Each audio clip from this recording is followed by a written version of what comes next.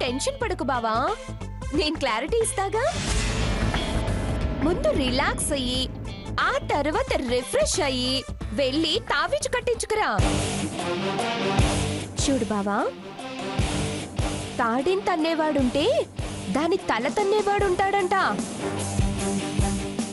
అదే జరిగింది. తమరు నిద్రలో కళ్ళలు కంటూ కేరితలు కొడుతుంటే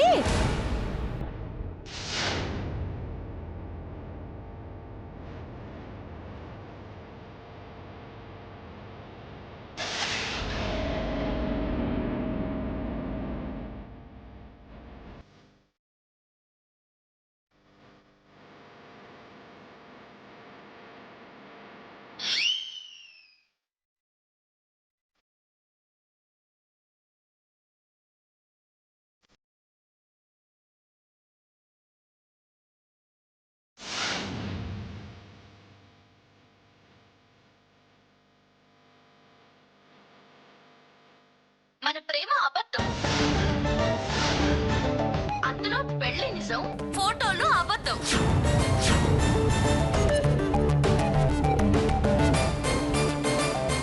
నేను ఈ ప్రెగ్నెన్సీ డ్రామా ఆడుతున్నాను. మొత్తం రికార్డ్ చేసావా? చెప్తా నీ సంగతి. మొత్తం డిలీట్ చేసి పెట్టేస్తే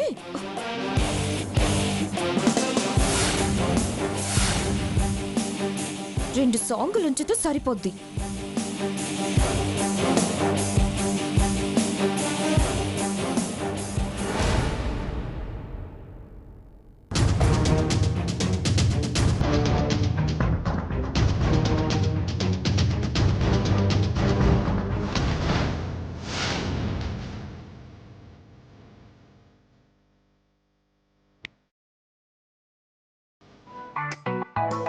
వాయిస్ రికార్డ్ చేస్తావా? నువ్వు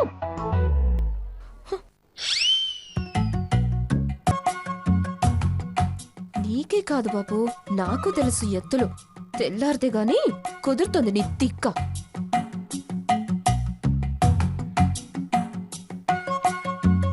ఓహో, ఇందాక చిందులు వేసింది ఇందుకా?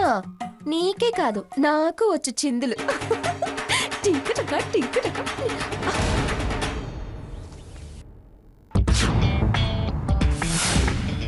అదే మ్యాటర్. సో కూల్ కూల్ బావా, కూల్ కూల్ బావా. ఓకే, ఫ్లాష్ కట్ కాక కాదు, స్వర్ణ బంగారం బావా. ఆభరణంగా మలుచుకో, నీకే మంచిది. కాఫీ బావా. కాఫీ అదే ఉంది పో.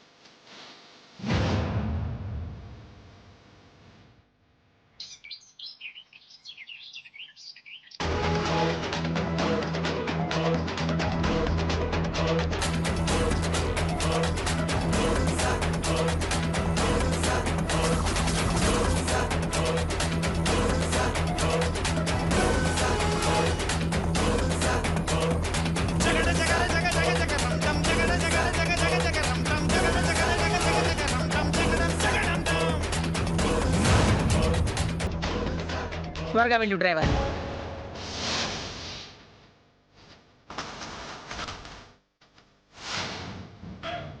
ఈయన వచ్చుంటారా?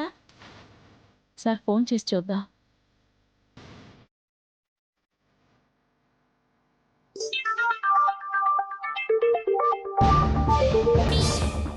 హలో శారదా, మీరెక్కడున్నారు? వస్తున్నారుగా? వచ్చేసాను శారదా, ఇదిగో వస్తున్నాను.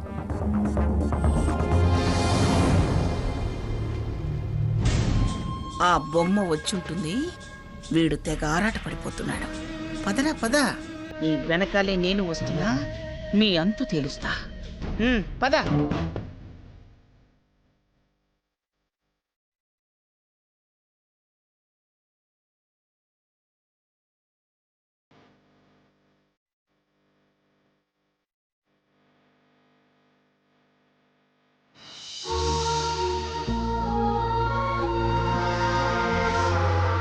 శారదా, ఎలా ఉన్నావు? శుభకార్యం అన్నాను కదా, గతమంతా మర్చిపోయి ఆనందంగా ఉన్నాను. నిన్న నువ్వు మన అబ్బాయి పెళ్ళన్న దగ్గర నుంచి నేను చాలా ఆనందంగా ఉన్నాను. ఇంతకీ అబ్బాయి ఏం చేస్తున్నాడు? వాడు బతికి నలుగురిని బతికించగల బాధ్యత గల ఉద్యోగం చేస్తున్నాడు. నేను చాలా పొరపాటు చేశాను శారదా, నన్ను క్షమించు. మీ పరిస్థితి నాకు తెలియంది కాదు.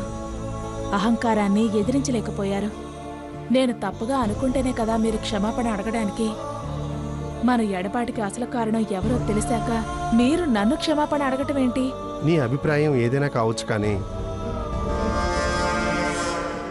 బాధ్యతల నుంచి దూరంగా ఉన్నాను కదా, దానికైనా క్షమాపణ అడగాల్సిందే. ఇక్కడే ఉంటూ కూడా ఎప్పుడూ కలవలేకపోయాం. మనం ఇక్కడ కలిసిన రోజు సాకేత్ చూశాడన్న భయంలో నన్ను నేను రక్షించుకోవటానికి తప్పించుకుని వెళ్ళాను. ఇప్పుడు అబ్బాయి పరిస్థితి ఏంటి? వాడు నాకు అనుకూలంగా ఉండబట్టే వాణ్ణి ఇంటివాణ్ణి చేయాలనుకున్నాను. అలాగా? అమ్మాయి ఎవరు శారదా? అన్ని విధాలా అనుకూలమైన అమ్మాయే కదా? నాకు నచ్చింది. వాడు ఇష్టపడ్డాడు. ఆస్తిపాస్తులేవీ లేకపోవచ్చు, కానీ చాలా మంచి సంప్రదాయం ఉన్నవాళ్ళు. అమ్మాయిలో అందం ఎంతుందో అణుకువ అంతే ఉంది. ఏ పరిస్థితుల్లోనైనా సర్దుకుపోయి సంసారం ముందుకు తీసుకుపోగల ఆత్మస్థైర్యం ఉన్న అమ్మాయి. ఆ అమ్మాయికి ఓ ప్రత్యేకమైన ఆస్తే ఉందండి. ప్రత్యేకమైన ఆస్త ఏంటది? ఎవరూ కొల్లగొట్టలేని ఆత్మాభిమానం. నీకు తగ్గ కోడల్నే చూసుకున్నావు. మనకి తగ్గ కోడలనండి. అలాగే. ఏమండి, మీరు నన్ను క్షమించాలి. నేను క్షమించడం ఏంటి శారదా? మీకొక్క మాట కూడా చెప్పకుండా మనమ్మాయే అనిపించుకున్నాను కదా. అంటే నిశ్చితార్థం చేసేశాను.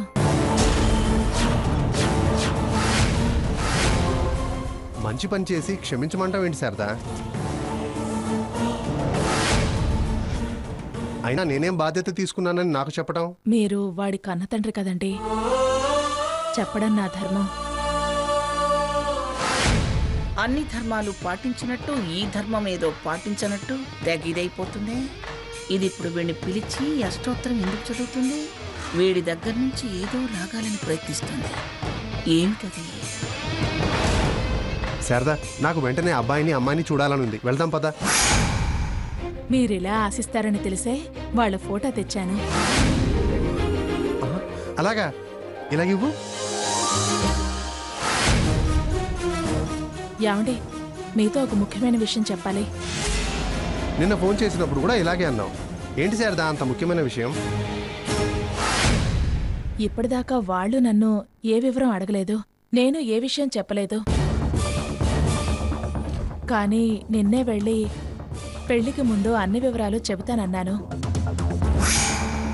అందుకే మీరు సరే అంటే మన గురించి చెప్తాను. వాళ్ళకు కూడా పలానా వాళ్ళ అబ్బాయి అని తెలియాలి కదా. వాళ్ళెంత దరిద్రులో కులం, గోత్రం, వంశం, గౌరవం తెలుసుకోకుండా పిల్లనివ్వడానికి ముందుకొచ్చారు. ఎంత దరిద్రపు జాతకమో ఆ పిల్లది. కన్నవాళ్ళు వదిలించుకోవాలని చూస్తున్నట్టున్నారు. అందుకే దీన్నేమీ అడగలేదు. అయినా దానికి నా పర్మిషన్ ఎందుకు శారదా? మనదేం తెలియకూడని సంబంధం ఏం కాదు కదా. కలిసి ఉండలేకపోవచ్చులే, కానీ వాడు నాకన్ను కొడుకేగా. వెళ్ళి దర్జాగా చెప్పు. ఫలానా పిఠాపురం వారి మనవడని శుభలేఖల్లో అచ్చయించమను.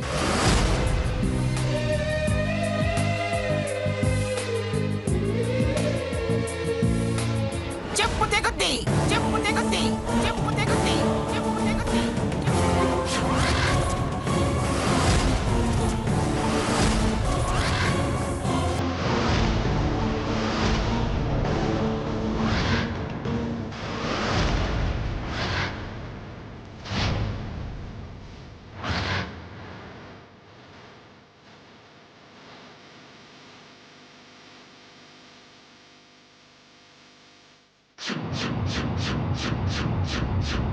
అలా అచ్చయించమని చెప్పే అధికారం నీకెక్కడిదిరా? అదే ఉంటే ఇలా చాటుమాటుగా కలుసుకునే అవసరం ఎందుకుంటుంది? చాటు మొగుడు కొడుకనో భర్త వదిలేసిన భార్య బిడ్డనో వేయించమని చెప్పు.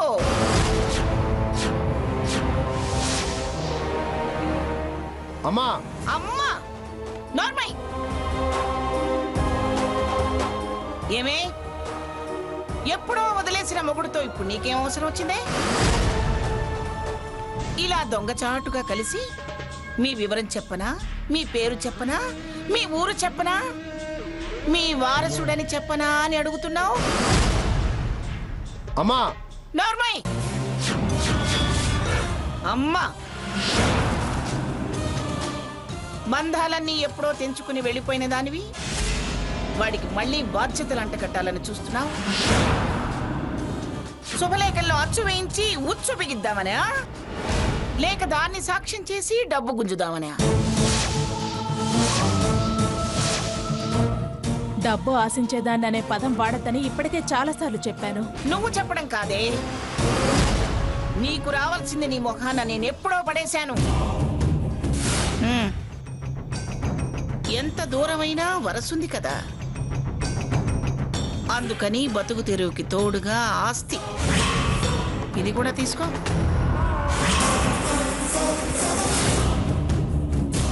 నీకా బుద్ధి లేకపోతే ఎప్పుడో వద్దని వదిలేసి వెళ్ళిపోయిన దానివి మళ్ళీ ఇలా దొంగచాటుగా కలుసుకోవడం ఏమిటే? తప్పుడు దానా? అత్తయ్య గారు, నా మొగుడిని నేను ఎలాగైనా కలుస్తాను. ఇలా మొగుడు పెళ్ళాలు కలిసినప్పుడు దొంగచాటుగా చూడటానికి రావటం మీది తప్పు. నేను తప్పుడు దాన్ని ఎలా అవుతాను? ఏమిటే వాగుతున్నావు? ఇలాంటి అవసరం ఒకటి వస్తుందని అహంకారంతో మొగుడిని వదిలేసి వెళ్ళిపోయినప్పుడు గుర్తుకు రాలేదా? అసలు ఇప్పుడొచ్చి ఎవరి కొడుకో చెప్పుకోలేని పరిస్థితిలో ఉన్నానని అనడానికి సిగ్గులేదా నీకు? మీ మనవడికి అటువంటి పరిస్థితి కల్పించినందుకు మీరు సిగ్గుపడాలి, నేను కాదు.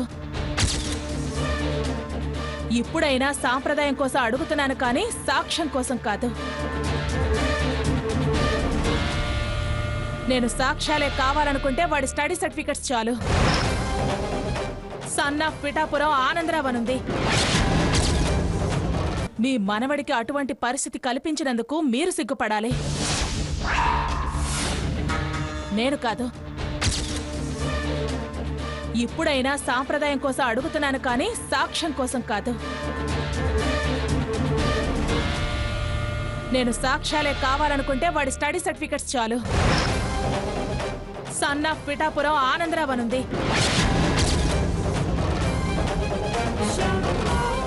అది చూపించి నేనెవరో తెలిసేలా చేయొచ్చు వాళ్ళకి. కానీ నా భర్తకి చెప్పి చేయటం ధర్మం అని వచ్చాను.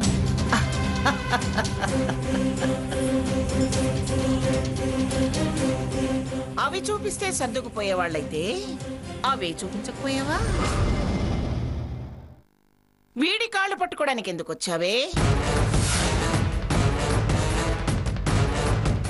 కారణం స్పష్టంగా చెప్పాక కూడా మళ్ళీ మళ్ళీ అదే ప్రశ్న వేస్తారేంటి? నువ్వు చెప్పే కారణం కరెక్ట్ కాదే. అసలు విషయం నేను చెప్పనా? నువ్వు సర్టిఫికెట్లు చూపించినా, నలుగురిని సాక్ష్యం పట్టుకెళ్ళినా, ఆఖరికి నీ పెళ్లి ఫోటోలు వాళ్ళ ముందు పరిచినా నిన్ను వదిలేయటానికి కారణం ఏమిటని వివరాల కోసం వెనక్కి వెళతారు. అప్పుడు నీ అహంకారం బయటపడుతుంది. నీ పొగరబోత్తనం, కాపురంలో నిప్పులు పోసుకున్న నీ గుణం అర్థమవుతుంది. అన్నీ తెలిసాక అంతేనా, ఇంకేమైనా కారణాలున్నాయా అని వాడు వెనక్కి తగ్గితే నువ్వు తలదించుకోవలసి వస్తుంది. అందుకే ధర్మం సాంప్రదాయం అంటూ వీణ్ణి సీసాలోకి దించడానికి వచ్చావు. చూడు, మంచో చెడో వీడితో 4 రోజులు కలిసి బతికావు. ఓ కొడుకును కూడా కన్నావు. చెయ్యవే, ఇప్పుడు అనామకుల్లాగానే వాడి పెళ్లి చేయి. సర్టిఫికెట్లు చూపిస్తే ఇంటి పేరు మోసిన వాడిగానో, రక్తం పంచకు పుట్టిన వాడిగానో చూస్తారు కానీ సాంప్రదాయపు సంతానం అనుకోరే.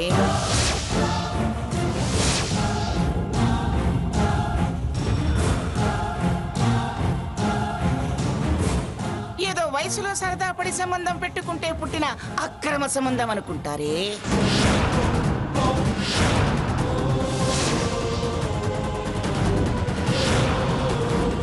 అందుకనా ఇలా కొత్త పథకం వేసి కొత్త వేషం కట్టి పార్కుకి పిలిపించావు. అత్తయ్యగారు, ఏదో వయసులో సరదా పడి సంబంధం పెట్టుకుంటే పుట్టిన అక్రమ సంబంధం అనుకుంటారే.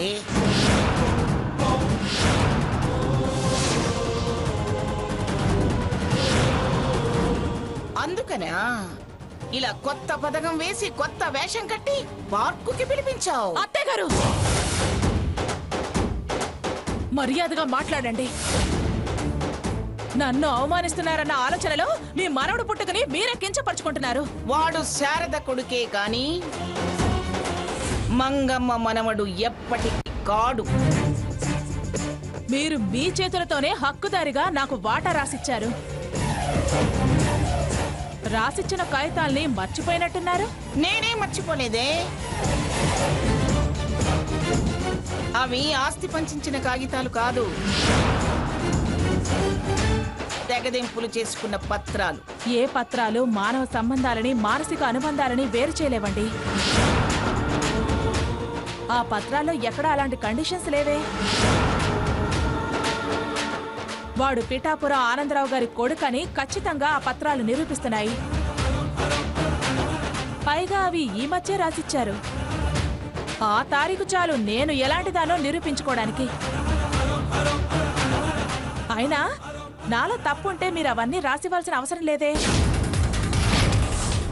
వాడికప్పుడు ఏ హక్కు ఉండేది కాదుగా. ఈ వాదనలేవి నీ ప్రవర్తనకి, గుణానికి ఆధారాలు కావు. అవుతాయో అవ్వవో అవి నలుగురిలో పెట్టినప్పుడు కదా తెలిసేది. ఏమిటే బెదిరిస్తున్నావా? బెదిరింపులు మీ కలవాటు. సాగుబాటు కావాలనుకోవడం మీ ఆలోచన. చెల్లుబాటు చేసుకోవాలనే తపన మీది. మీరు నిజాన్ని అబద్ధం చేయాలని చూస్తారు. నేను నిజం నిజమని తెలిస్తే చాలు అని తృప్తి పడేదాన్ని. నీ తృప్తి అసంతృప్తి నాకు అనవసరం. వాడు మాత్రం వీడి కొడుకుగా పరిచయం అవటం, పెళ్లి జరగటం నాకు ఇష్టం లేదు. నాకు మీ ఇష్టాలతో పని లేదు. మీ ఇష్టాలకి తలొంచితే ఇన్ని కష్టాలు పడాల్సిన అవసరం ఉండేది కాదు. అలా అని నా ఇష్టం మాత్రమే సాగాలనే పట్టుదల నాకు లేదు. అభిమానాన్ని చంపుకుని బ్రతికే తత్వమూ నాకు లేదు. ఇప్పుడొచ్చి ఇలా దేవరించడంలోనే తెలుస్తుంది నీ అభిమానం, ఆత్మాభిమానం. నువ్వెంత ప్రాధాయపడినా నీ కొడుకుని నా మనవడని చెప్పి మాత్రం పెళ్లి చేయడానికి వీల్లేదు. నేను నా భర్త పీటల మీద కూర్చొని కన్యాదానం అందుకోవాలి. నా కొడుకు నన్ను కాదని ఎలా వస్తాడో నేను చూస్తా. నన్ను నా కొడుకుని ఎలా కాదనుకుంటారో నేను చూస్తాను.